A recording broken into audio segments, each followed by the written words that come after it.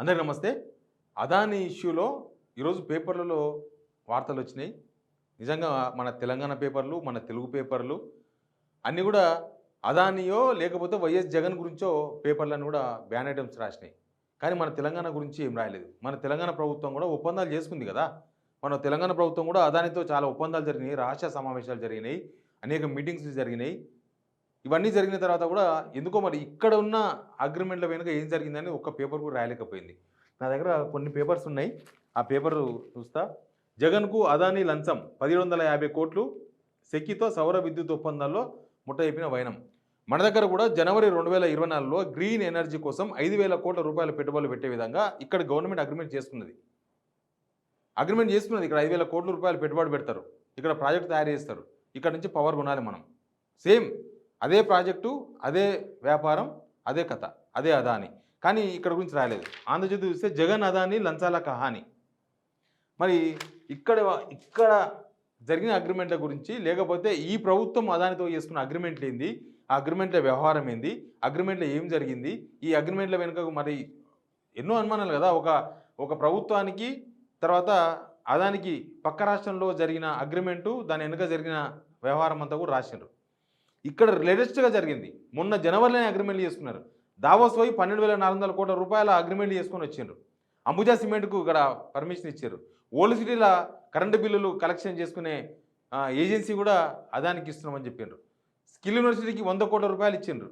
పొంగులేటి శ్రీనివాసరెడ్డితో రహస్య సమావేశాలు జరిపిండ్రు. ముఖ్యమంత్రి రేవంత్తో కూడా రహస్య సమావేశాలు జరిగినాయి.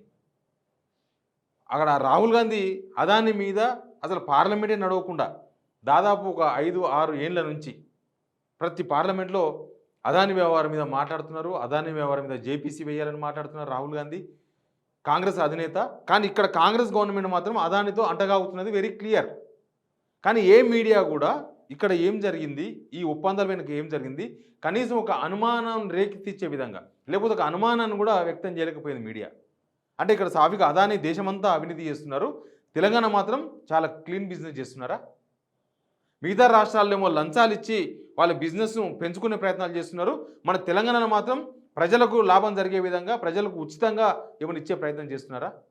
మహారాష్ట్రలో 40 కోట్లు విరాళం ఇచ్చినట్ట మహారాష్ట్ర ప్రభుత్వానికి. అంతకుముందు మొన్న ఎలక్షన్స్ కన్నా ముందు ఇచ్చి అక్కడ ఒక పెద్ద 16,000 కోట్ల రూపాయల ప్రాజెక్ట్ తీసుకున్నారు అక్కడ మహారాష్ట్రలో. ఆ విషయాన్ని రాహుల్ గాంధీ ప్రస్తావించారు. బిజినెస్ మెన్లు ఉత్తగా ఇయ్యరు పైసలు, ఏదైనా లాభం వస్తే తప్ప ఇయ్యరు, ఏదో లాభం చూసుకొని వాళ్ళు విరాళం ఇస్తారు, కుక్కడికి ఇయ్యరు పైసలు అని చెప్పింది రాహుల్ గాంధీ. మరి ఇక్కడ రాహుల్ గాంధీ చెప్పినట్టుగా ఇక్కడ కాంగ్రెస్ గవర్నమెంట్కి, ఇక్కడ ముఖ్యమంత్రి రేవంత్ రెడ్డికి ఈ 100 కోట్ల రూపాయల స్కిల్ యూనివర్సిటీకి ఈ విరాళం ఎందుకు ఇచ్చిండ్రు? దీని వెనుక ఏం బెనిఫిట్ ఉంది? ఈ విషయాన్ని ఎందుకు మీడియా ఎక్స్పోజ్ చేయలేకపోయింది? ఇంత పెద్ద ఇష్యూ అమెరికాలో కేసులు బుక్ అయినాయి. ఇక్కడ రకరకాల రాష్ట్రాలు, దాదాపు 7-8 రాష్ట్రాలు, అవన్నీ కూడా మొత్తం కాంగ్రెస్ పాలిత రాష్ట్రాలే ఉన్నాయి. మళ్ళీ ఎక్కువ ఆ రాష్ట్రాలతో ఒప్పందం చేసుకున్నారు. ఎక్కువ రేటుకు ప్రభుత్వాలు అదాని దగ్గర నుంచి పవర్ కొనేందుకు అగ్రిమెంట్ చేసుకున్నారు. ఎక్కువ రేటుకు అట్లా ఉంటేనే కదా ఆయనకు లాభం వస్తే ఆయన 4 పైసలు ఇస్తాడు. పుష్ బ్యాక్ పాలసీ అనమాట అది. పుష్ బ్యాక్ ఆయనకి ఎక్కువ రేటు గవర్నమెంట్ పైసలు ఇస్తారు, ప్రజల పైసలే కదా. గవర్నమెంట్ ఏమి వీళ్ళ జేబులకి వెళ్ళి ఇవ్వరు. వీళ్ళు అదానికి ఎక్కువ డబ్బులు పెట్టుకుంటారు. అదాని వచ్చిన లాభం వస్తుంది కాబట్టి ముందే వీళ్ళకు డబ్బులు ఇచ్చేస్తాడు. క్విట్ ప్రోకో ఇది. మరి తెలంగాణలో జరిగిన క్విట్ ప్రోకోని ఎవరు బయట పెట్టాలి? ఇక్కడ ఇన్వెస్టిగేషన్ ఎవరు చేయాలి?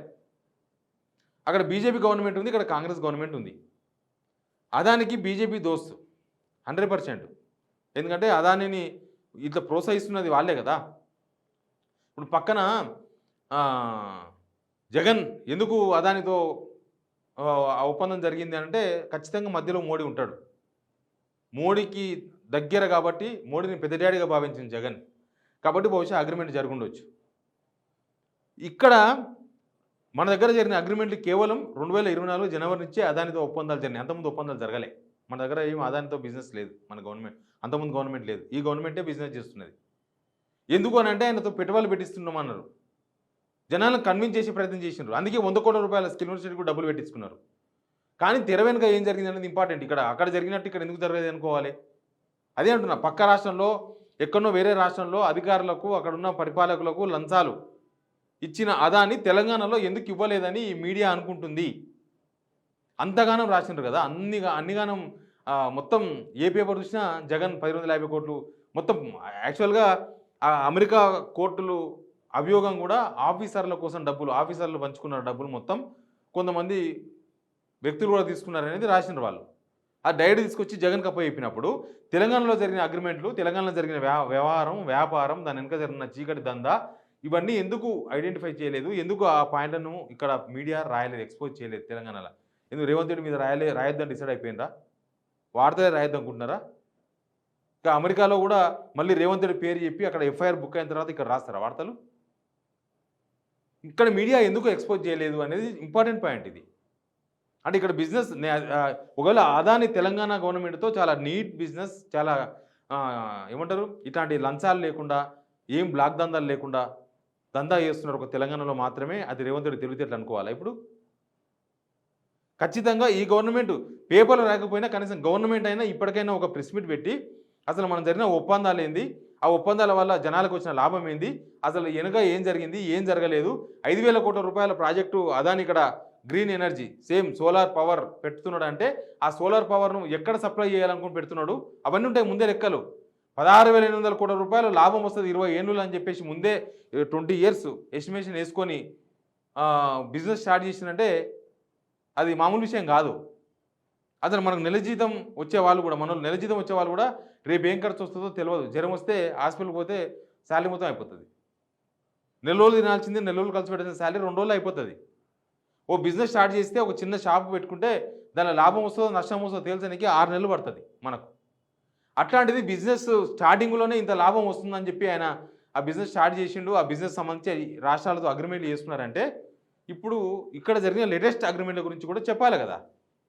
కేవలం 2021లోనో 2022లోనో జరిగిన ఇన్వెస్ట్మెంట్స్ కాదు, 2024లో జరిగిన అగ్రిమెంట్స్, 2024లో జరిగిన ఇన్వెస్ట్మెంట్స్, దాని వెనుక జరిగిన వ్యవహారం, దాన్ని ఎందుకు ఎక్స్పోజ్ చేయలేకపోతున్నారు, ఎందుకు ఎక్స్పోజ్ అవుతలేదు, ఎందుకు బయట పెడతలేకపోతున్నారు, ఎందుకు ప్రభుత్వమైనా కనీసం మేము నీట్గా ఉన్నాం, మా దగ్గర ఏం లేదు ఇట్లాంటి దందాలు, పక్క రాష్ట్రంలో లంచాలు తిన్నారంట, మా రాష్ట్రంలో లంచాలే లేవు, మేము చాలా ఓపెన్ వైట్ బిజినెస్ చేయాలనుకున్నాం అదానితోనా, లేకపోతే అదానికి మాకు ఇది ఒప్పందం జరిగింది, ఈ ఒప్పందంలో తెలంగాణ ప్రజలకు ఇది లాభం అని ఎందుకు ప్రభుత్వం కూడా చెప్పలేకపోతుంది?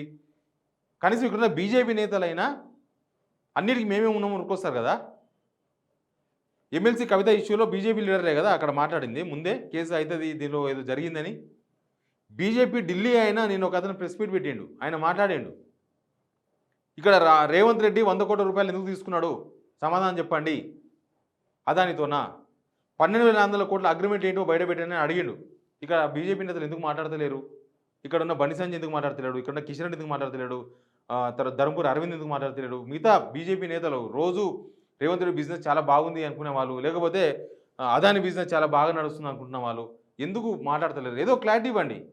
మిగతా రాష్ట్రాల్లో అవినీతి జరిగింది, తెలంగాణలో ఏమీ జరగలేదు, ఇక్కడ వైట్ బిజినెస్ జరిగిందని చెప్తారా? చెప్పండి, కనీసం పేపర్ వాళ్ళు రాసుకుంటారు. అదాని తెలంగాణలో వైట్ బిజినెస్ చేస్తున్నాడు, రాష్ట్రం అంతా ప్రపంచం అంతా అమెరికాను ఆయన మోసం చేయాలనుకున్నాడు కానీ తెలంగాణ మాత్రం మోసం చేయలేకపోయిందని రాసుకోవచ్చు కదా వార్తలు. అసలు ఎందుకు ఈ మీడియా ఎక్స్పోజ్ చేయలేకపోయింది? అంత పెద్ద వార్తలు. అసలు ఆ పేపర్లలో జగన్ 10,50 కోట్లు తీసుకున్నాడు అని డైరెక్ట్గా రాసేసిండ్రు. ఇంకా వీళ్ళు రాసేసిన తర్వాత అమెరికాలో కోర్టులు ఎవరు విచారించాల్సిన అవసరం లేదు, విచారణ అవసరం లేదు అమెరికా కోర్టుల్లో. ఇంకా వీళ్ళు డిసైడ్ చేసేసిండ్రు కదా లంచం తీసుకున్నాడని.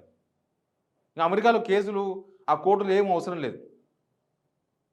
మరి అవే పేపర్లు ఎందుకు ఇక్కడ ప్రభుత్వం చేసుకున్న అగ్రిమెంట్ల విషయంలో ఎందుకు రాయలే వార్తలు అనేది చాలా important point. Please subscribe signal TV.